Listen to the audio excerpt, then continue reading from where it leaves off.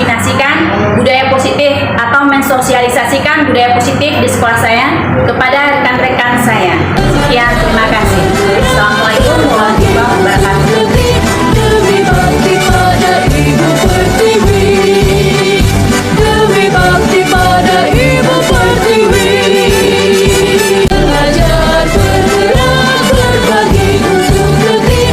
Demi bakti pada Ibu Pertiwi, demi bakti pada Ibu Pertiwi, belajar bergerak berbagi untuk negeri.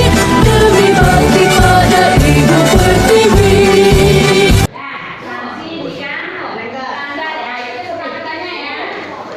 Pici, Ibu dengar laporan dari teman sekelasmu bahwa kamu sering tidak melaksanakan piket harian kelas.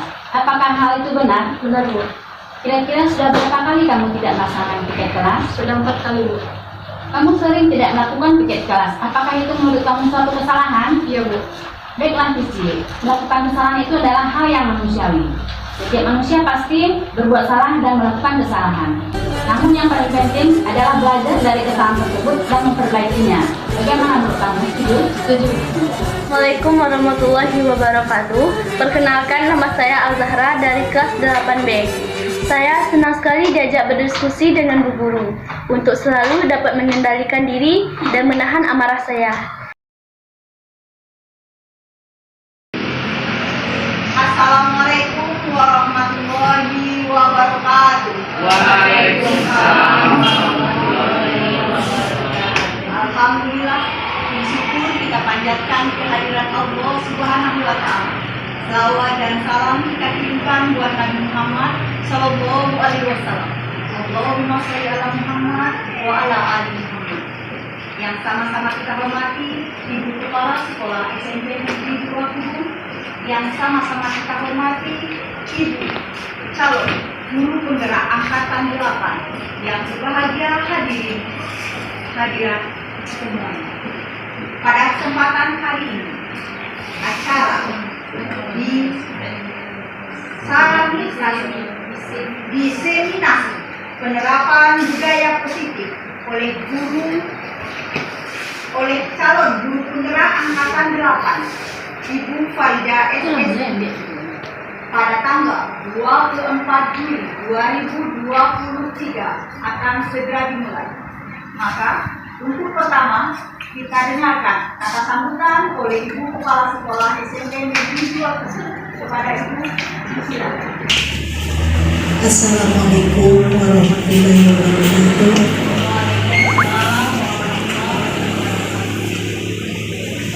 Alhamdulillah, puji syukur kehadiran Allah yang telah memberi karunia kepada kita semua. Mudah-mudahan kita diberi kesehatan selalu. Selawat beserta salam kepada Nabi Muhammad Sallallahu Alaihi Wasallam yang telah membawa umatnya di arah yang lebih baik seperti yang kita rasakan pada saat ini. Ibu wakil yang kami hormati, CGP atau calon guru penggerak yang kita hormati, Bapak Ibu Majelis Guru yang hadir pada hari ini. Pada kesempatan kali ini kita akan mendengarkan seminasi tentang budaya positif terhadap sekolah. Nah, budaya positif terhadap sekolah ini tentu perlu kita dengarkan apa saja yang akan kita lakukan, kemudian apa, dan sini sebenarnya kita sudah melakukan budaya positif. Yang pertama itu kita menunjukkan sikap-sikap positif, bagaimana bertata krama yang baik, bagaimana berbicara yang baik, bersikap yang baik kepada siswa. Berarti kita sudah memberikan budaya positif yang akan dicontoh oleh siswa kita. Nah, dalam hal ini tentu kita harus lihat apa yang perlu kita tingkatkan supaya budaya positif itu bisa diterapkan secara menyeluruh kepada siswa kita. Bersikap yang baik. Nah, karena banyak terjadi kalau tutur kata kita tidak baik atau berseloroh yang berlebihan, itu bisa memicu perselisihan pada kita. Contoh saja, ya, kita tidak membatasi diri untuk berkelakar sesama kita. Pada saat tertentu teman kita moodnya kurang bagus, maka mungkin saja dia tidak bisa menerima gurauan kita. Makanya perlu kita batasi gurauan sampai di mana yang harus kita lakukan. Dan ibarat pepatah Mina mengatakan harus ada batasan, ya, harus tahu pematang. Nah, lima bate-bate yang harus awak lampaui atau tidak lampaui. Nah, dari itu makanya diharapkan kepada kita, makanya jaga pergaulan, jaga perkataan, supaya budaya-budaya positif ini kita terapkan di sekolah kita, pergaulan kita berjalan dengan baik. Begitu juga kepada anak. Ada batasan kita memberi kata-kata kepada anak. Dan apa yang bisa nah, batasi diri kita, mana yang pantas kita sampaikan, mana yang tidak pantas. Karena ada perkataan yang pantas dan tidak pantas. Nah, itulah kelebihannya orang Minang. Budaya itu sudah kita tahu, tetapi mungkin perlu lebih kita terapkan dengan baik. Nah, untuk itu mari kita bersama-sama mendengarkan seminasi budaya positif ini secara bersama, supaya nanti baik hubungan kita sesama guru, hubungan kita dengan siswa, hubungan kita dengan masyarakat bisa berjalan dengan baik. Ucapkan kepada Ibu Kepala Sekolah yang telah menyampaikan kata sambutan pada kita bersama. Selanjutnya, acara diseminasi penerapan budaya positif oleh calon guru penggerak angkatan 8 Ibu Farida SSI akan menyampaikan materi. Disilakan. Terima kasih. Assalamualaikum warahmatullahi wabarakatuh. Puji syukur kita haturkan kehadiran Allah Subhanahu wa taala karena pada pagi menjelang siang ini kita bisa berkumpul di sini dalam rangka diseminasi budaya positif dari kami calon guru penggerak angkatan 8 yang berjudul penerapan budaya positif di lingkungan sekolah. Kemudian salawat beriring salam tidak lupa kita hadiahkan kepada junjungan kita Nabi besar Muhammad Sallallahu Alaihi Wasallam. Allahumma shalli ala sayyidina Muhammad wa ala ali sayyidina Muhammad yang telah membawa kita dari alam kegelapan dan alam kebodohan kepada alam yang penuh dengan pengetahuan yang maksimal. Kemudian pada acara kali ini judul kami adalah penerapan budaya positif di sekolah. Seperti kita ketahui, kita sebagai orang Minang ya yang memiliki falsafah, ada bahasa syarat bahasa kita bulan. Budaya-budaya positif atau budaya yang sudah melekat pada daerah kita itu sebenarnya sudah banyak. Dan contohnya adalah penerapan kantongan ampe. Nah, jadi kantongan ampe itu dalam daerah kita, dalam kita sehari-hari itu sudah mencerminkan adanya budaya positif, yaitu di mana kita dalam bertindak atau berbuat itu kepada orang tua bagaimana kita berbicara, kepada teman yang sama besar bagaimana, kemudian kepada yang kecil bagaimana. Dan itu sudah diatur oleh nenek moyang kita dan sudah kita terapkan dalam keseharian kita. Tapi dengan perkembangan zaman, mungkin hal-hal tersebut tidak lagi mungkin tercermin lagi oleh atau dalam tindakan siswa kita. Maka dari itu mungkin kami berusaha atau pemerintah dalam hal ini kurikulum baru, kurikulum merdeka menerapkan kembali bagaimana penerapan hal-hal positif ini dapat digali kembali. Dan tentunya itu digali dari budaya daerah masing-masing. Nah, untuk itu saya akan mulai presentasi saya. Pertama, penerapan budaya positif di sekolah.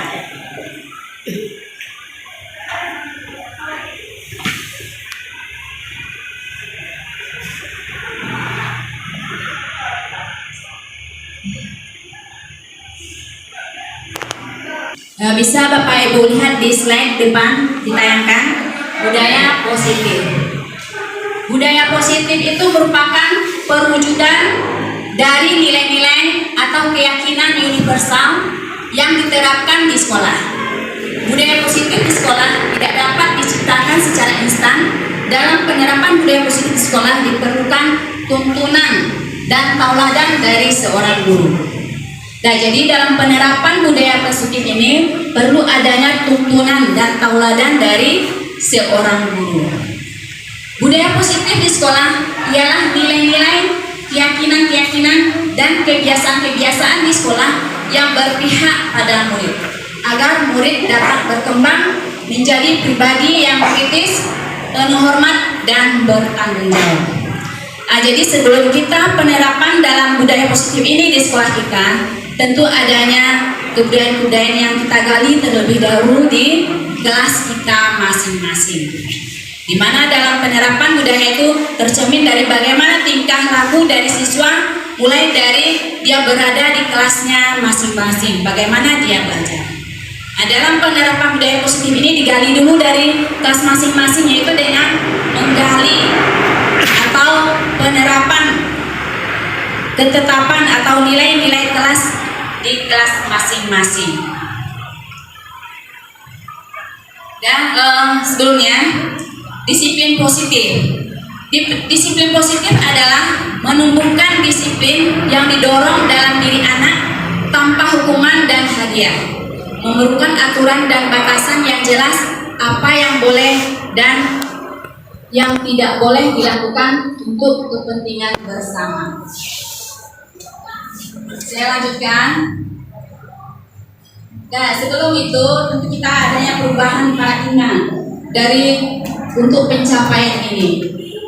Menurut Badan Standar Nasional Pendidikan mengemukakan bahwa paradigma pendidikan merupakan cara pandang dan proses memahami pendidikan nasional dalam bentuk pengamatan dan proses pencarian cara mengatasi permasalahan yang muncul dalam pendidikan nasional. Paradigma pembelajaran teaching and learning paradigm bermakna sebagai cara pandang terhadap proses pembelajaran.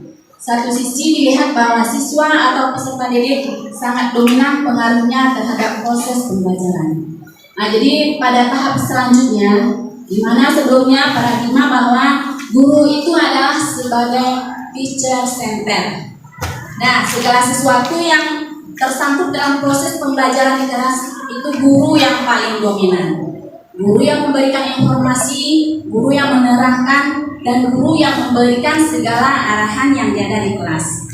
Nah, mulai dari sini kita berangkat adanya perubahan, yaitu mulai sekarang berangkat kepada paradigma bahwa sesuai dengan filosofi Ki Hajar Dewantara, bahwa pembelajaran itu harus berpusat pada siswa. Jadi tidak lagi pembelajaran itu berpusat kepada guru. Sekarang pembelajaran itu berpusat kepada siswa sesuai dengan filosofi Ki Hajar Dewantara.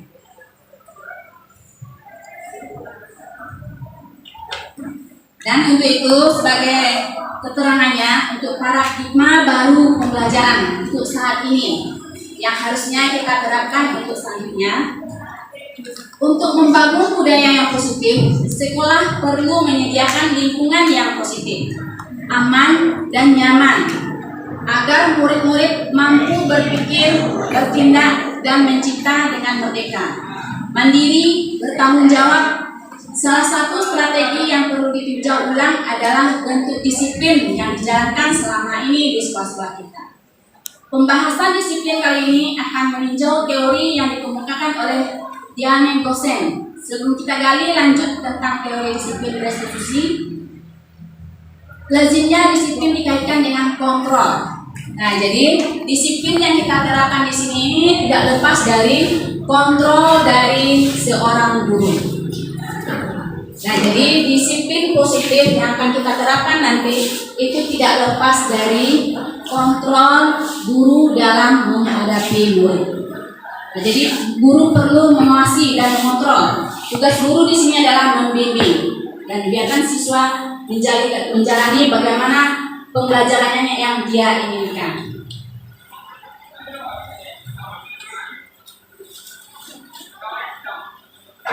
Nah, seperti sudah disampaikan tadi bahwa pada pembelajaran paradigma baru memfokuskan peserta didik sebagai pusat dalam kegiatan pembelajaran melalui rancangan siklus yang berkesinambungan. Pembelajaran paradigma baru memberi ruang yang lebih longgar pada peserta didik dalam menyusun perencanaan serta merumuskan asesmen yang sesuai dengan kebutuhan peserta didik. Nah, jadi untuk selanjutnya kita merubah paradigma kita bahwa sebelumnya guru itu adalah sebagai pusat dari pembelajaran. Nah, dalam paradigma baru ini dengan filosofi yang dibawa oleh Hajar Budantara itu untuk sekarang pembelajaran itu harusnya adalah berpusat pada siswa sekarang, dimana kita harus menggali bagaimana siswa itu untuk belajar nyaman, aman di kelasnya, bagaimana bentuk PBM yang dia inginkan, sehingga terjadi proses pembelajaran di kelas yang menyenangkan bagi siswa. Bukan lagi harus kita yang menentukan atau sesuai dengan tindak kita, atau di kelas kita bertindak seolah-olah kitalah sebagai sebagai diktator. Nah, jadi itu adalah tradisi atau zaman kolonial.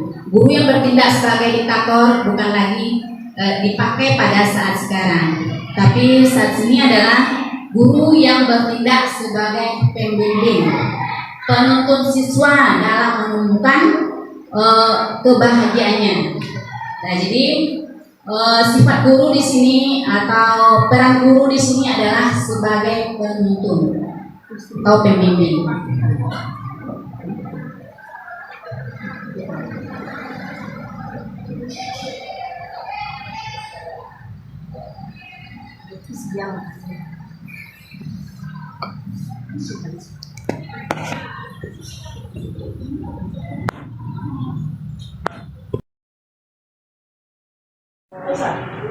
Pembelajaran paradigma baru memfokuskan peserta didik sebagai pusat dalam kegiatan pembelajaran. Melalui rancangan siklus yang berkesinambungan, pembelajaran paradigma baru memberi ruang yang lebih longgar pada pendidik dalam menyusun perencanaan, serta merumuskan asesmen yang sesuai dengan kebutuhan peserta didik.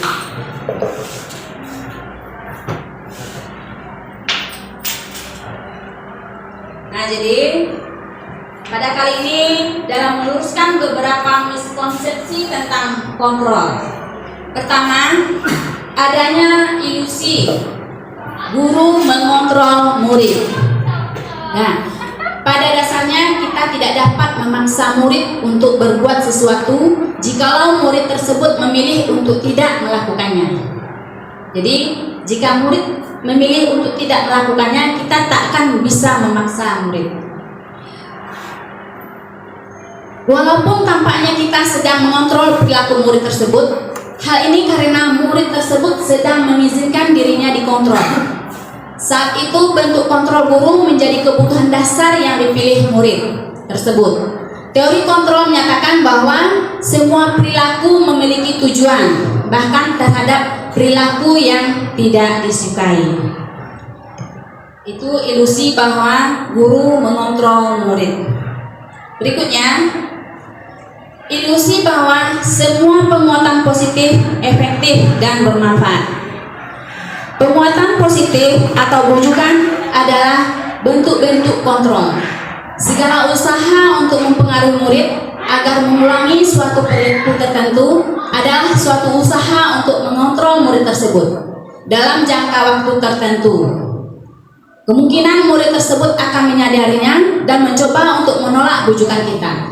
Atau bisa jadi murid tersebut menjadi tergantung pada pendapat sang guru untuk berusaha. Nah, kemudian yang berikutnya, ilusi bahwa kritik dan membuat orang merasa bersalah dapat menguatkan karakter. Jadi selama ini kita berpikir bahwa kritik dan membuat orang merasa bersalah dapat menguatkan karakter. Dan ini adalah ilusi yang salah dari paradigma sebelumnya, yaitu menggunakan kritik dan rasa bersalah untuk mengontrol murid menuju pada identitas gagal. Mereka belajar untuk merasa buruk tentang diri mereka.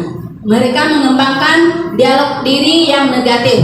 Kadang-kala sulit bagi guru untuk mengidentifikasi bahwa mereka melakukan perilaku ini, karena seringkali guru cukup menggunakan suara halus untuk menyampaikan pesan negatif.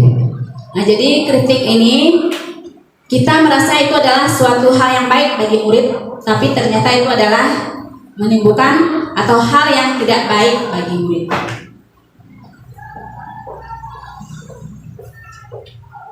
Kemudian, ilusi bahwa orang dewasa memiliki hak untuk memaksa. Nah, mungkin selama ini kita melakukan ini, yaitu ilusi bahwa orang dewasa memiliki hak untuk memaksa.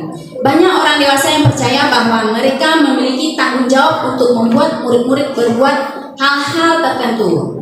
Apapun yang dilakukan dapat diterima selama ada sebuah kemajuan berdasarkan sebuah pengukuran kinerja.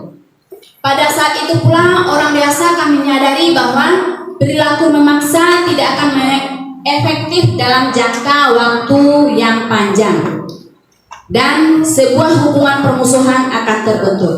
Dan mungkin sering ini kita alami ya, atau kita lakukan. Kita memaksa murid, dan sehingga dia melakukan apa yang menjadi keinginan kita.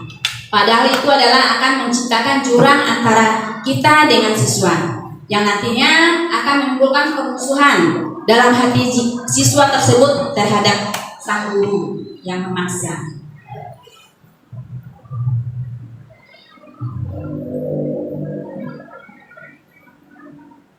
Nah, jadi kita simpulkan kembali ya. Disiplin positif adalah menumbuhkan disiplin yang didorong dalam diri anak tanpa hukuman dan hadiah. Keluarga memerlukan aturan dan batasan yang jelas apa yang boleh dilakukan untuk kepentingan bersama. Berikut ini ada beberapa contoh perilaku disiplin positif yang bisa kita terapkan. Pertama, berangkat ke sekolah tepat waktu, berseragam sesuai ketentuan sekolah, melaksanakan kegiatan pembiasaan di sekolah, melaksanakan piket, menjaga kebersihan kelas, berbaris dengan tertib, dan mentaati peraturan sekolah. Dan itu merupakan disiplin-disiplin positif yang mungkin sudah kita terapkan sebelumnya. Berikutnya, jadi dalam penerapan ini ada namanya teori motivasi, ya. Teori motivasi itu adalah teori yang mengulas mengenai motivasi serta mengelompokkannya menjadi beberapa bentuk dari kurun waktu ke waktu. Nah, jadi motivasi ini ada dua. Pertama, motivasi intrinsik dan ekstrinsik. Perbedaan keduanya terletak pada dorongan atau niat melakukan motivasi itu sendiri. Kedua jenis motivasi ini memiliki cara kerja dan efek yang berbeda dalam mengejar tujuan. Jadi seperti kita ketahui ya, motivasi itu ada dua. Motivasi intrinsik, yaitu motivasi yang berasal dari dalam diri seseorang. Kemudian motivasi ekstrinsik, yaitu motivasi yang datang dari luar. Dan berikutnya,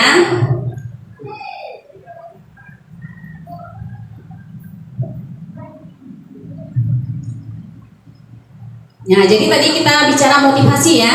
Jadi motivasi itu sendiri adalah suatu dorongan yang diberikan kepada orang lain agar seseorang melakukan sesuatu, baik di dalam bekerja, belajar, dan dalam berbagai hal yang positif.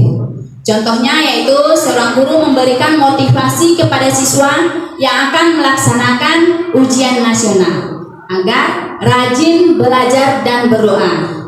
Nah, jadi motivasi ini ada kita golongkan atas 3. Yang pertama yaitu motivasi untuk menghindari ketidaknyamanan atau hukuman. Nah, jadi mungkin kita ini banyak mengalami ya. Kita datang tepat waktu, kita melaksanakan tugas kita, itu motivasi kita itu karena kadang-kadang adalah supaya jangan ditegur oleh kepala sekolah. Nah, kemudian kita datang tepat waktu atau kita melaksanakan kerja kita sebagai piket agar teman-teman yang sama piket dengan kita tidak ngomel dengan kita. Kenapa ya ibu ini datang terlambat? Saya yang piket sendirian. Nah, jadi kadang-kadang ini motivasi ya, motivasi untuk menghindari ketidaknyamanan atau hukuman. Nah, ini merupakan motivasi terendah dari tingkatan motivasi. Berikutnya adalah motivasi untuk mendapatkan imbalan atau penghargaan dari orang lain. Kita melakukan sesuatu hal yang baik menurut kita ya, itu kadang-kadang niatnya adalah supaya kita mendapat penghargaan dari misalnya dari kepala sekolah kita. Nah, jadi ini tingkatan motivasi yang kedua. Berikutnya, motivasi untuk menjadi orang yang mereka inginkan dan menghargai diri sendiri dengan nilai-nilai yang mereka pegang. Nah, jadi inilah seharusnya setiap kita memiliki motivasi ini. Dan jadi mau jadi apa kita? Dan kita menginginkan orang seperti apa? Nah, itulah yang kita kerjakan. Jadi tanpa mengharapkan imbalan, tanpa mengharapkan pujian. Jadi inilah sebenarnya motivasi yang harus kita tanamkan atau kita ambil atau kita terapkan dari dalam diri kita. Jadi kita yang menentukan kita ingin menjadi seperti apa, bukan karena orang lain atau bukan karena ingin diberi penghargaan. Berikutnya, nah jadi motivasi itu sangat penting dan berfungsi sebagai pendorong usaha dan pencapaian tujuan seseorang. Seseorang melakukan suatu usaha karena adanya motivasi. Nah, jadi adanya motivasi yang baik akan menunjukkan hasil yang lebih baik. Nah, motivasi di atas dikasihkan menjadi 2 bagian. Ya, tadi sudah disinggung ya. Tadi kita hanya bahas motivasi intrinsik dan motivasi ekstrinsik. Di mana motivasi intrinsik itu adalah motivasi yang murni yang timbul dalam diri seseorang untuk mencapai tujuan yang sesungguhnya. Contohnya di sini motivasi intrinsik ini termasuk dalamnya adalah hasrat, minat, lalu rasa ingin senang, harapan, cita-cita, keyakinan. Dan ini adalah termasuk dalam motivasi intrinsik. Dan hal ini tergambar seperti ada sesuatu yang mendorong dari dalam diri untuk bergerak. Jadi kalau motivasi intrinsik ini adalah dorongan dari dalam diri seseorang dan bukan dari luar. Sedangkan motivasi ekstrinsik adalah motivasi yang timbul berkat dorongan dari luar diri seseorang. Contohnya seorang anak ya bercita-cita ingin jadi dokter, tapi karena orang tuanya menginginkan kamu harus jadi ini. Dan kemudian dia turuti keinginannya orang tua. Tapi karena bukan datangnya dari dia, sesuatu hal akan kembali dia kepada yang tidak dia inginkan. Dan itu dia akan merasa tersiksa dalam menjalankan atau dalam menjalani kehidupannya. Berikutnya,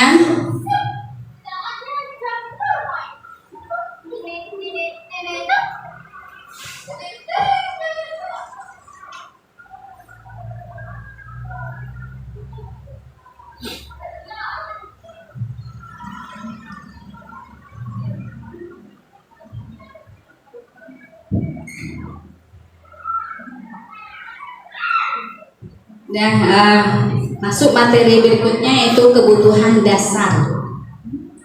Ya, jadi kita sebagai manusia ini memiliki beragam kebutuhan. Nah, salah satunya adalah kebutuhan dasar. Ya, kebutuhan dasar itu adalah unsur-unsur yang dibutuhkan manusia dalam mempertahankan keseimbangan fisiologis maupun psikologis yang bertujuan untuk mempertahankan kehidupan maupun kesehatan. Setiap manusia memiliki 5 kebutuhan dasar. Jadi kita sebagai manusia itu memiliki kebutuhan dasar. Ada 5 macam kebutuhan dasar kita. Yang pertama adalah kebutuhan fisiologis. Yang kedua adalah kebutuhan keamanan. Kemudian cinta, harga diri, dan aktualisasi diri. Jadi ini adalah 5 kebutuhan dasar kita. Atau yang 5 ini harus kita penuhi. Nah, jadi kalau tidak terpenuhi, tentu dia akan melakukan hal-hal yang di luar kehendaknya ya, atau kehendak orang lain. Pertama, kita lihat satu persatu. Kebutuhan pertama, kebutuhan dasar fisiologi. Ya, menurut Maslow, kebutuhan yang termasuk ke dalam kebutuhan fisiologi ini adalah kebutuhan biologis dan fisik. Contohnya, mendapatkan oksigen, mendapatkan untuk bernapas, kemudian air, minum, dan makan. Nah, ini adalah kebutuhan fisiologis kita. Nah, kemudian yang kedua, kebutuhan dasar manusia akan rasa aman dan keselamatan. Jadi manusia itu menginginkan atau membutuhkan rasa aman, ya, dan keselamatan. Nah, jika tidak mendapat rasa aman dan keselamatan, tentu bagaimana? Tentu bagaimana kita dalam menjalani hidup kita ini? Kalau kita tidak mendapatkan rasa aman dan nyaman, nah, tentu bagaimana dalam kita menjalani kehidupan kita ke depannya? Bagaimana menurut Bapak Ibu?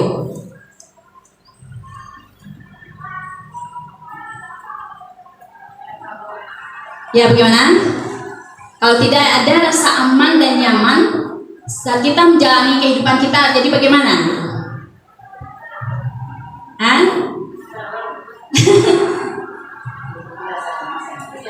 Ya, tentu kita akan diliputi oleh rasa cemas, ya, rasa khawatir. Ya, dan ini tentu tidak mendukung ya ke arah yang lebih baik. Kemudian yang termasuk ke dalam kebutuhan dasar akan rasa aman dan keselamatan ini yaitu kesehatan, ya, kebugaran, keamanan dari kecelakaan dan cedera. Nah, jadi ini termasuk kebutuhan dasar manusia akan rasa aman dan keselamatan. Berikutnya, yang ketiga, Dan setelah kebutuhan fisiologis dan kebutuhan keamanan tadi, yang ketiganya adalah muncullah kebutuhan akan kasih sayang. Nah, jadi kita sebagai manusia memiliki kebutuhan akan rasa kasih sayang dan rasa memiliki. Nah, ini berkaitan dengan hal-hal tertentu, ya, seperti persahabatan, kepercayaan, penerimaan, serta memberi dan menerima kasih sayang. Nah, begitu juga dengan lingkungan sekolah kita ini, ya, supaya terjadi hal yang positif di lingkungan kita sebagai sesama guru, umpamanya ya, tentu kita membutuhkan, ya, yaitu nilai-nilai persahabatan antara kita dengan kita. Nah, jadi mungkin kalau antara kita ini saling bermusuhan atau tidak ada rasa persahabatan dalam antara kita, jadi bagaimana kira-kira kita berada di sekolah kita ini? Ya, tentu akan menimbulkan rasa tidak nyaman, ya. Kita tidak merasa bahwa sekolah ini adalah rumah kita. Kita akan merasa terpenjara kalau datang ke sekolah. Kalau di sini atau di sekolah ini kita tidak menjalin persahabatan dengan teman-teman kita di sekolah, dan itu sangat merugikan atau berdampak buruk sekali terhadap kinerja kita berikutnya. Jadi persahabatan itu dibutuhkan sekali, ya. Jadi ini adalah kebutuhan akan kasih sayang. Jadi kita juga butuh dari teman kita dorongan, ya. Kita butuh saran, nah, kita butuh support. Nah, jadi ini adalah kebutuhan akan rasa kasih sayang. Begitu juga dengan murid-murid kita. Murid-murid kita itu butuh kasih sayang, butuh perhatian dari guru-gurunya. Nah, jika kebutuhannya tidak terpenuhi, maka dia akan melakukan hal-hal yang mungkin di luar dugaan kita, atau hal-hal negatif yang tidak baik bagi kita dan bagi dia. Nah, jadi kebutuhan akan rasa kasih sayang ini juga harus kita penuhi. Dan kemudian pada tingkat keempat yaitu kebutuhan manusia akan rasa penghargaan dan rasa hormat. Nah, jadi rasa hormat itu juga merupakan suatu kebutuhan, ya Bapak Ibu. Karena kalau kita di sekolah, kita pergi sekolah tapi kita dilecehkan, kita direndahkan, nah bagaimana kira-kira? Tentu kita juga tidak akan merasa aman dan tentram berada di sini. Nah, jadi kita juga butuh akan rasa aman. Dan berikutnya adalah kebutuhan aktualisasi diri, ya, berkaitan dengan keinginan untuk mewujudkan dan mengembangkan potensi dan bakat, mencari pertumbuhan diri dan pengalaman, serta untuk menjadi segala sesuatu yang diinginkan.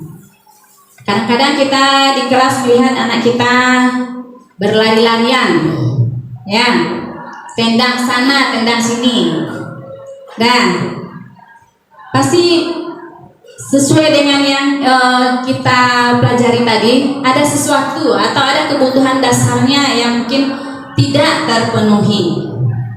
Misalnya akan kesenangan, nah, dia senang bermain bola, tapi kita tidak beri fasilitas untuk dia bermain bola, sehingga akan dia terapkan di kelas dengan menendang-dendang.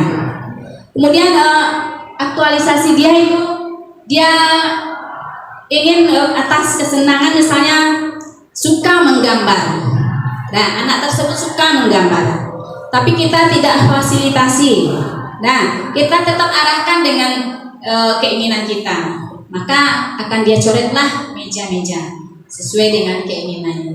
Nah, berarti itu adalah ada gambaran, ya, ada kebutuhan dasar yang tidak dipenuhi atau tidak terpenuhi pada anak tersebut. Jadi kita sebagai guru harus, ya, jeli dan lebih dalam mengenali bagaimana siswa kita. Ya, dengan kita mengenali siswa kita ini, mungkin kita bisa mengarahkan atau menjadikan siswa kita menjadi siswa yang lebih baik ke depannya. Berikutnya,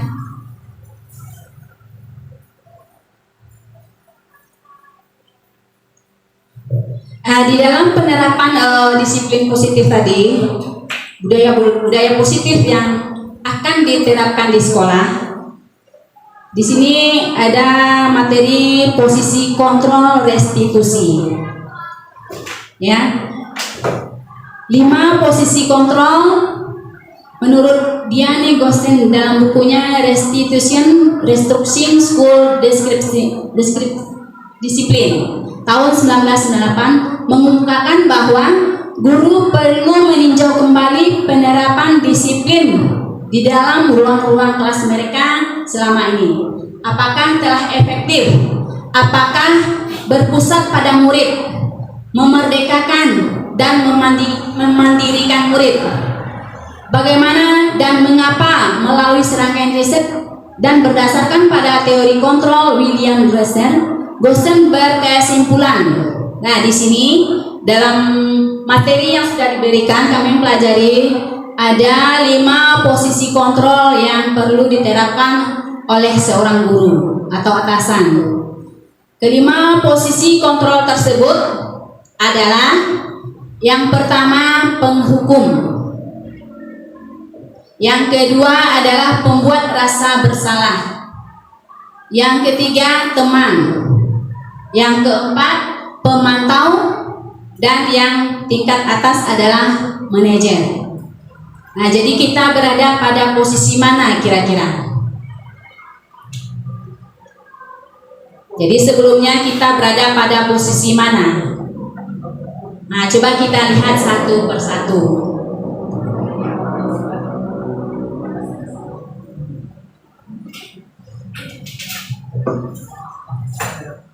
Pertama, posisi penghukum. Ya, di mana posisi guru di sini adalah sebagai seorang penghukum. Ya, bisa menggunakan hukuman fisik maupun verbal. Orang yang menjalankan posisi penghukum senantiasa mengatakan bahwa sekolah memerlukan sistem atau alat yang dapat lebih menekan murid-murid. Jadi posisi penghukum ini dia berpendapat lebih menekan murid-murid lebih dalam lagi. Guru yang menerapkan posisi penghukum, nah misalnya nih, patuhi aturan saya atau awas. Dan jadi bila seorang guru yang mengembangkan kalimat ini kepada siswa, patuhi aturan saya atau awas, ada ancaman di sini. Nah, kemudian kamu selalu saja salah. Nah, jadi kita sudah menghukum siswa bahwa dia selalu salah. Kemudian pasti selalu yang terakhir selesai. Kita sudah menjustifikasi siswa bahwa dia selalu yang terakhir selesai. Nah, itu berarti kita berada pada posisi penghukum. Nah, bagaimana Bapak Ibu? Kira-kira selama ini, apakah kita berada pada posisi tersebut? Iya, sering ya. Nah, jadi menurut teori restitusi bagaimana kedepannya kita harusnya? Nah, coba lihat yang kedua lagi. Pembuat merasa bersalah. Pada posisi ini biasanya guru akan bersuara lebih lembut. Membuat rasa bersalah akan menggunakan heningan yang membuat orang lain merasa tidak nyaman, bersalah atau rendah diri. Kata-kata yang keluar dengan lembut akan seperti misalnya ini, ibu sangat kecewa sekali dengan kamu. Ya, ibu sangat kecewa sekali dengan kamu. Nah, berarti kita menanamkan diri pada siswa tersebut, dia akan merasa bersalah. Dan kemudian berapa kali Bapak harus memberitahu kamu ya? Nah, jadi dalam diri anak itu akan muncul rasa bersalahnya. Bapak sudah sering bilang tapi tidak diindahkan. Kemudian gimana coba kalau orang tua kamu tahu berbuat begini? Sering ya kita berbuat begini kepada anak. Berarti itu posisi kita adalah sebagai pembuat merasa bersalah. Dan di posisi ini murid akan memiliki penilaian diri yang buruk terhadap diri mereka. Jadi itulah yang kita tanamkan itu, membuat dia merasa buruk kalau kita berada pada posisi pembuat merasa bersalah ini. Dan murid merasa tidak berharga dan telah mengecewakan orang-orang yang disayanginya. Ini ya posisi guru sebagai pembuat merasa bersalah. Nah, jadi pernah kan melaksanakan ini? Kemudian berikutnya, teman. Nah, teman, guru pada posisi ini tidak akan menyakiti murid, namun akan tetap berupaya mengontrol murid melalui persuasi. Posisi teman pada guru bisa negatif ataupun positif. Di sini berupa hubungan baik yang terjalin antara guru dan murid. Guru di posisi teman menggunakan hubungan baik dan humor untuk mempengaruhi seseorang. Mereka akan berkata, ayo bantulah demi Bapak ya. Berarti kalau kata-kata ini muncul dari seorang guru kepada siswanya, berarti dia menganggap muridnya sebagai teman. Ayo ingat, tidak bantuan Bapak selama ini. Nah, kemudian yang sudah kali ini tidak apa-apa, nanti Ibu bantu bereskan. Jadi kalau kalimat-kalimat ini itu menunjukkan bahwa guru tersebut berposisi sebagai teman. Kemudian dari kondisi ini, hal negatif dari posisi teman adalah bila suatu saat guru tersebut tidak membantu, maka murid akan kecewa dan berkata, saya pikir Bapak atau Ibu teman saya. Murid merasa kecewa jika suatu saat tidak hadir ya. Kemudian murid merasa dikecewakan dan tidak mau lagi berusaha. Hal lain yang mungkin timbul adalah murid hanya akan bertindak untuk guru tertentu. Jadi kalau pada posisi ini kemungkinan ya itu murid akan bertindak hanya pada guru tertentu dan tidak untuk guru lainnya. Jadi murid akan tergantung pada guru tersebut. Nah, ini posisi sebagai guru. Kemudian yang tingkat atasnya adalah pemantau. Bukan yang tingkat atas ya. Tingkat berikutnya pemantau. Memantau berarti mengawasi. Pada saat kita mengawasi, kita bertanggung jawab atas perilaku orang-orang yang kita awasi. Posisi memantau berdasarkan pada peraturan-peraturan dan konsekuensi. Dengan menggunakan sanksi atau konsekuensi, kita dapat memisahkan hubungan pribadi kita dengan murid sebagai seseorang yang menjalankan posisi pemantau. Pertanyaan yang diajukan adalah sebagai seorang pemantau, peraturannya apa? Jadi jika siswa melanggar, kita tanya apakah yang dilakukan itu peraturannya apa? Kemudian apa yang telah kamu lakukan? Kemudian sanksi atau konsekuensinya apa? Nah, seorang pemantau sangat mengandalkan penghitungan, catatan, data yang dapat digunakan sebagai bukti atas perilaku seseorang. Posisi ini akan menggunakan stiker, slip catatan, daftar cek. Posisi pemantau sendiri berawal dari teori stimulus respon yang menunjukkan tanggung jawab guru dalam mengontrol murid. Nah, jadi posisi pemantau sangat mengandalkan penghitungan, catatan, data yang dapat digunakan sebagai bukti perilaku. Berikutnya, posisi berikutnya adalah posisi kontrol yang terakhir adalah sebagai manajer. Nah, jadi sebenarnya inilah tingkat terakhir, tingkat atas dari posisi yang diinginkan dari seorang guru atau yang dikehendaki dari seorang guru, yaitu posisi manajer. Ya. Pada posisi manajer ini di mana guru berbuat sesuatu bersama dengan murid, mempersilahkan murid mempertanggungjawabkan perilakunya, mendukung murid agar dapat menemukan solusi atas permasalahannya sendiri. Seorang manajer telah memiliki keterampilan di posisi teman maupun pemantau, dan dengan demikian bisa jadi di waktu-waktu tertentu kembali kepada kedua posisi tersebut bila diperlukan. Namun bila kita menginginkan murid-murid kita menjadi manusia yang merdeka, mandiri dan bertanggung jawab, maka kita perlu mengacu pada restitusi yang dapat menjadikan murid kita sebagai seorang manajer bagi dirinya sendiri. Di manajer, murid diajak untuk menganalisis kebutuhan dirinya maupun kebutuhan orang lain. Di sini penekanan bukan pada menganalisis kebutuhan dirinya maupun kebutuhan orang lain. Di sini penekanan bukan pada kemampuan membuat konsekuensi, namun dapat berkolaborasi dengan murid bagaimana memperbaiki kesalahan yang ada. Seorang manajer akan berkata, apa yang kita yakini? Jadi kemudian ini kembali ke keyakinan kelas.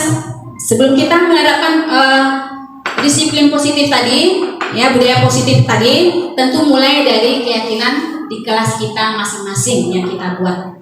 Dan di awal, harusnya di awal tahun pelajaran atau di awal kita memulai pembelajaran kita, harusnya kita membuat keyakinan kelas, ya, keyakinan kelas atau peraturan-peraturan yang di kelas kita, yang kita buat bersama dengan siswa kita.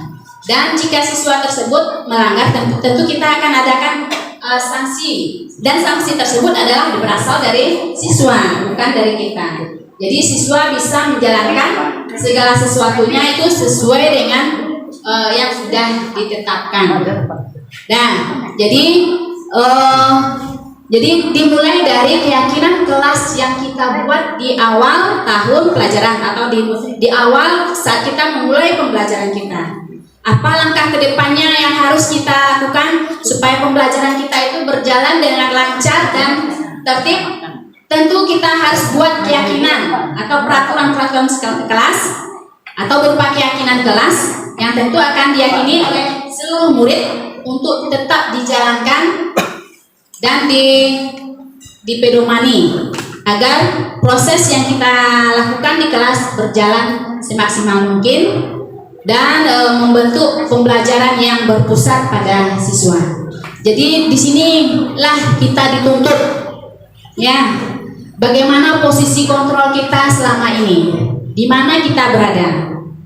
Nah, jadi kalau posisi kontrol yang diharuskan atau yang diutamakan di sini atau yang memiliki tingkat yang paling tinggi di sini adalah posisi sebagai manajer. Di mana pada posisi sebagai manajer ini kita tidak bertindak sebagai orang yang penghukum, pembuat merasa bersalah, kemudian dan itu bisa membentuk jurang antara kita dengan siswa.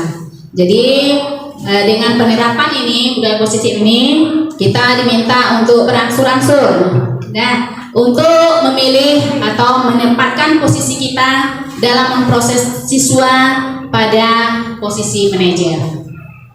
Nah, tentu kita harus lebih dahulu di kelas menerapkan aturan atau keyakinan kelas yang kita buat di awal, dan itu harus kita taati bersama. Kemudian berikutnya,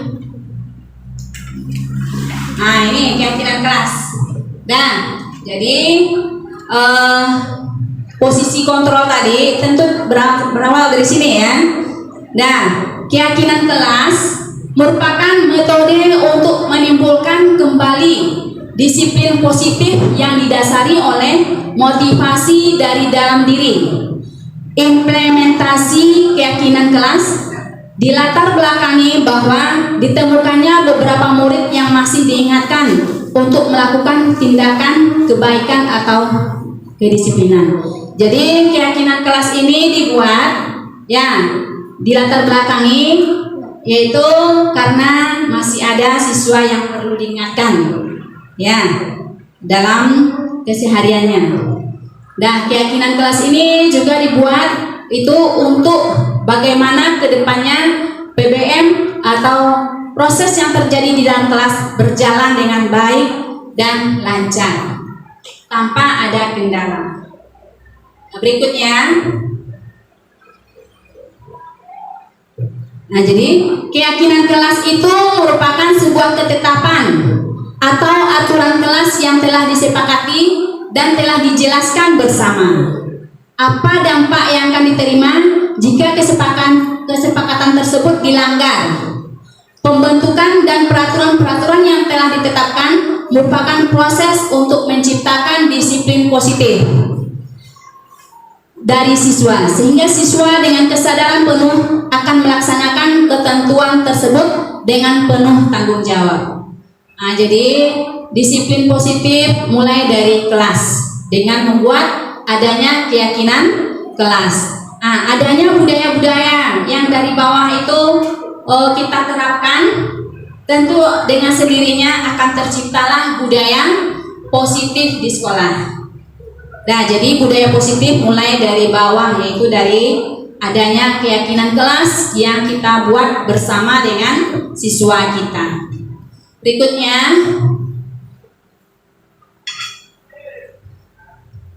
nah, tadi dalam memproses ya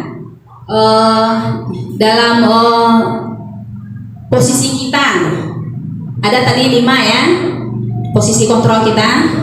Kemudian di sini ada segitiga restitusi. Jadi restitusi itu adalah sebuah cara menanamkan disiplin positif pada murid. Nah, jadi restitusi itu adalah sebuah cara menanamkan disiplin positif pada murid. Restitusi bukan untuk menebus kesalahan, namun untuk belajar dari kesalahan. Nah, jadi restitusi itu bukan untuk menebus kesalahan tujuannya, tapi untuk mendidik siswa belajar dari kesalahan. Ya, tujuannya untuk memperbaiki hubungan. Langkahnya ada 3 di sini ya. Pertama adalah menstabilkan identitas. Ya, langkah restitusi pertama di sini adalah menstabilkan identitas. Yang kedua, validasi tindakan yang salah. Yang ketiga, menanyakan keyakinan. Jadi ada 3 langkah restitusi di sini. Pertama adalah menstabilkan identitas. Yang kedua, validasi tindakan yang salah. Dan yang ketiga, menanyakan keyakinan. Ya, maksudnya keyakinan yang sudah kita buat di kelas tadi ya. Apa saja keyakinan kelas yang sudah dibuat. Nah, jadi keyakinan kelas itu harusnya dibuat bersama dan ditempelkan di dinding dan diketahui bersama. Ya, seluruh siswa mengetahui keyakinan kelas yang sudah dia buat. Nah, jadi ini posisi yang ketiga dari restitusi adalah menanyakan keyakinan. Berikutnya, nah, jadi langkah-langkah restitusi tadi, pertama menstabilkan identitas. Ya, menstabilkan identitas murid. Nah, di sini murid perlu distabilkan identitasnya agar tidak terlalu merasa bersalah, namun tetap bertanggung jawab atas perilakunya. Nah, misalnya, ya, menstabilkan identitas, misalnya guru ada seorang murid yang melakukan kesalahan, ya, kemudian dipanggil oleh guru tersebut. Nah, tentu langkah awalnya adalah dengan menstabilkan identitas, apa yang sudah dia lakukan, ditanya. Kemudian tahap keduanya adalah validasi tindakan salah. Ya, murid bermasalah bisa jadi disebabkan belum terpenuhinya kebutuhan dasarnya tadi. Nah, tadi kan ada kebutuhan dasar ya. Nah, jadi murid melakukan kesalahan bisa jadi karena kebutuhan dasarnya belum terpenuhi. Dan atau pemenuhan kebutuhan dasar dengan cara yang kurang benar. Nah, jadi murid melakukan kesalahan mungkin bisa jadi karena dia pemenuhan kebutuhan dasarnya tidak dengan cara yang benar. Dalam melakukan kontrol ada 5 posisi kontrol biasanya digunakan oleh guru. Dan jadi di sini kita perlu memvalidasi tindakan murid. Nah, menanyakan kembali apa yang telah dilakukan. Kemudian apa yang dilakukan itu menurutnya bagaimana. Itu validasi tindakan yang salah. Kemudian yang ketiga, menanyakan keyakinan ketika langkah 1 dan 2 sudah dilakukan, maka anak siap untuk dihubungkan dengan nilai-nilai yang dia percaya dan berpindah menjadi orang yang dia inginkan. Penting menanyakan ke anak tentang kehidupan ke depan yang dia inginkan. Nah, jadi ini pada posisi menanamkan keyakinan. Ketika mereka sudah menemukan gambaran masa depannya, guru dapat membantu mereka untuk tetap fokus pada gambarannya. Nah, jadi ini posisi restitusi yang ketiga, yaitu menanyakan keyakinan. Nah, dengan ini kita berupaya untuk menanamkan tanggung jawab atau nilai-nilai yang ada pada anak. Berikutnya,